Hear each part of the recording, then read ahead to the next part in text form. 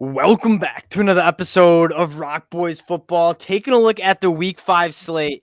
We're looking at a massive SEC matchup as the LSU Tigers head on the road to play Ole Miss.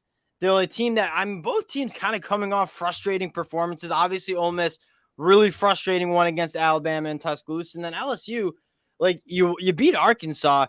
That was a frustrating game, I'd imagine, for LSU fans. Excited to get into this one. Kind of some interesting matchups I want to talk about. Before we do, just want to say thank you to you guys. The support you guys have shown to the boys for all these game breakdowns truly does mean a lot. So if you enjoy the content, consider subscribing to the channel. But more importantly, and again, the best part about doing this, hearing from you guys in the comment section, talking ball with you guys. So let us know in the comments how you guys are feeling for this one. Dylan, to kick this one off to you. LSU heading on the road to Ole Miss. How are we feeling here? I mean, this is a season-defining moment, I think, for both these football teams. And if you're LSU, I think you still very much have the aspirations of winning this SEC West, and it is kind of open to them. And frankly, for Ole Miss, these are the type of games I think you wanted to start winning. And you've been bumping up on that ceiling where you've been really right behind those top-tier teams, the SEC West. This is the type of game. I mean, you do drop the one to Alabama, which it felt like a game they could have won. They were very much in it for most of that game. It's just a couple plays here and there kind of set them off kilter a little bit. But to go back and beat an LSU right now, that to me feels like progress. And you're on the right track for the season I think you wanted, given the team you have, which I think is very good. And I've been saying this. I think there's a strong argument that these are the two best quarterbacks in the SEC. And I get Jaxson Dart might have struggled against Alabama, but you take a look at both of these quarterbacks and how they're playing through the first four. Like, these are both top-end quarterbacks in this conference. Dill, I think I want to start with this LSU offense going up against an Ole Miss defense that I've been saying I think this Ole Miss team can make some serious noise because I think this defense is really good. I think they played pretty well against Alabama yesterday. This LSU offense, when it's clicking, though, it's next level. I mean, the connection between Jayden Daniels and Malik Nabers emerging as one of the top wide. I mean, you heard some buzz, and we were talking about him a lot in the offseason, but I think the regular college football fan is going to get to know Malik Nabers really well through the next couple of games. When you have a quarterback, wide receiver, battery clicking like LSU does with these two, that's what makes this offense just so incredibly dangerous. Yeah, and that to me, you look at what Ole Miss needs to do is they need to get after him a little bit up front. And I think when you saw Florida State kind of start shutting that team down, that's what they started to do. And this is a very much improved offensive line, but still an offensive line that I think you've seen moments where teams have been able to generate a bit of pass rush.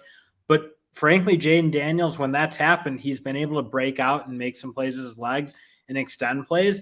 And you look at what Ole Miss was able to do against Milroe. They did a really good job containing him. And that's when he's been very dangerous. And you saw him be very dangerous against Texas, was when the pocket broke. He was able to go make big plays. And I think I saw him make one of those such runs.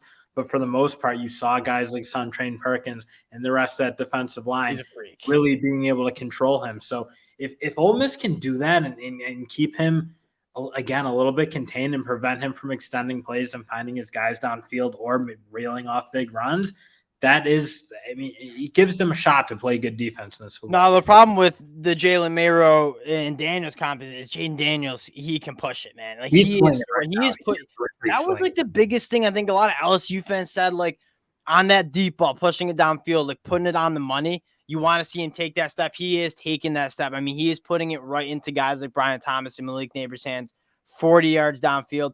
This offense, I'm higher on the offensive line than you are. I thought that offensive line looked really, really good in pass pro. They can run the football.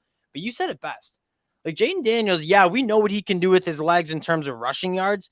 But the best element of his game that you're seeing start to click is he's using his legs to extend plays and find these wide receivers downfield. And I think that him putting that together is massive for this LSU team. That this offense, honestly, I'm not sure it's a fair. You're probably right. It's probably not a totally fair statement to say LSU's offensive line they are playing really well, dominant. I think, frankly, you look at LSU's or Ole Miss's defensive line; they're also playing very well. So to say they can't generate pressure, I think they'll be able to. I think that is a very good defensive front, and it's playing as well as I've seen at Ole Miss. And maybe since like the Kimdichie That's days. what, again, that's why I think this Ole Miss team can be good. Like that defense, this is the best Ole Miss defense we've seen under Lane Kiffin. If this offense hits some strides, and I think that's a nice segue to go to this Ole Miss offense, they got to get healthy. I mean, they got to hit those explosive plays, like push the ball downfield. I think the longest play from scrimmage was 40 yards to Dayton Wade. That was like kind of a catch and run. And outside of that, like the air yards just weren't there. I think he averaged 7 yards per attempt against Alabama. This is an Ole Miss team that Lane Kiffin is awesome at scheming up those plays. They just weren't able to find that explosive player. Those couple of explosive plays that we're, quite frankly, at this point, kind of used to seeing Ole Miss hit once or twice a game.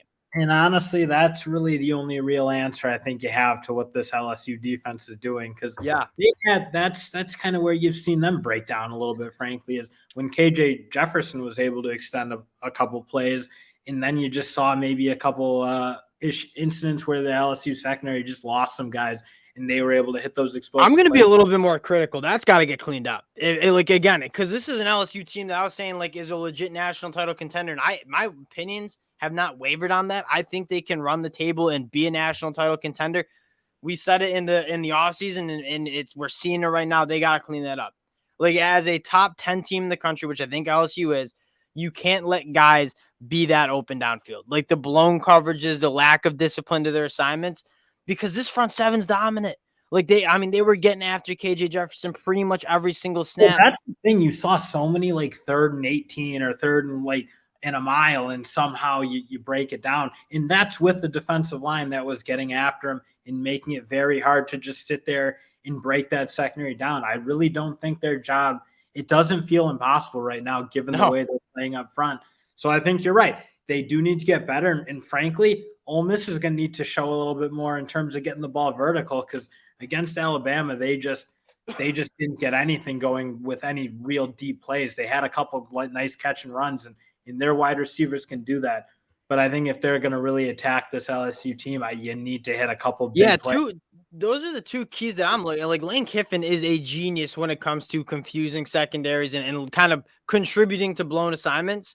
Can they find that against LSU? Can they get healthy? I mean, I think it was pretty obvious. Like Zachary Franklin, Trey Harris, I think even Quinshon Judkins, quite frankly, is dinged up. Like those guys, if you can get those guys back, I think it unlocks another ceiling for this Ole Miss offense. And the second key is got to be able to pass protect a little bit more. I think that's been easily the most disappointing aspect of this Ole Miss team is that offensive line. Yeah, they got whooped up against Tulane pretty good. Not whooped up, but like they definitely didn't look like they should have against Tulane, and I think it reared its ugly head against Alabama. It doesn't get any easier with this LSU front seven. This LSU front seven is really, really good. I think it would frankly hurt if they ran the football a little bit too, because you look, I think we thought Judkins had a really good year. Right now, he's not really gotten anything going as of yet, and that frankly is falling to me on the offensive line. Because you know Judkins can play. They need to find some way to run the football, because right now they're getting teed off on. And Jaxson Dart's taking a ton of hits, and I don't think he's really gotten a chance to sit in there and be particularly comfortable. So I think you're right. The fact that this Ole Miss offensive line has played the way they've had, given how much experience there was, and frankly the way they played the year before, I think is surprising. I think I don't know what the answer is. I know they're starting to shift guys around and they're changing positions. I know if they can figure that out, because again, this Ole Miss team, I think Jaxson Dart's made some strides pushing the ball down the field. He's playing well. I think he's playing well. If they can give Jack, because what do you need? I mean, you have two things you need. One, you got to hit the throw down the field, but you also need to give the quarterback time for those routes to develop downfield. And Ole Miss, I just feel like hasn't really given Jaxson Dart that time. And again, it doesn't get any easier against this LSU front seven. LSU heading on the road to Ole Miss, though. I guess we'll get our pick in here. 3.5-point favorites for the LSU Tigers. How are we feeling about this game here? I want to say LSU, but almost I'm just concerned about the secondary. I think I'll give my pick as LSU, but I do worry about this secondary and what Lane Kiffin's been able to do in the past in terms of generating plays that put them in conflict and leave guys open. He's been really good at it. I think he's better than, frankly, what Arkansas can do, and Arkansas was really effective with it, along with the fact that, again, I think this defense is played very good for Ole Miss. So I'm going to go with LSU, but I I don't know that I love it. I If know Ole that's Miss can pass pro, I think this game can get really hairy for LSU. If they can just give some Jaxson Dart some time to attack that secondary. And again, we've said it going into the season. We said it's the best way to take a little pressure off your secondary is having a ferocious pass rush, and that's what LSU is doing. Again, that secondary was just quite frankly horrible yesterday, and so it didn't really matter what the pass rush was doing. I'm with you. I'm going to lean the LSU Tigers to cover that number, even though they're on the road. And it's not even me disliking this Ole Miss team as much as I really am high on LSU. And I think the matchup, especially with LSU's front seven getting after Jaxson Dart, I think really could be a long day for them. Especially because they've been taking the sacks. And Jaxson Dart, I think there's going to need to be an element of, and he's done a decent job of evading sacks, but he's got to play like KJ Jefferson. KJ did a nice job. Yeah, he did. Jaxson Dart's going to need to play a little bit more like that. And I don't know that we've seen it yet. Again, athletic, but you do see teams getting them down, and they are getting sacks against that team. So he's going to need to, again, play one of those like really magic games where you go back and wow, Jaxson Dart just won that football game. He could be like, I've kind of said this in the start of the season. Like, I think Jaxson Dart could emerge as like that guy in the SEC. This would be a game where he can make a statement. That's for sure. Really excited for this one. Like, again, matchups, really kind of some interesting matchups for this one. Appreciate you guys rocking with the boys as usual. If you do enjoy the content, again, consider subscribing to the channel. Appreciate you guys, and we'll talk to y'all later.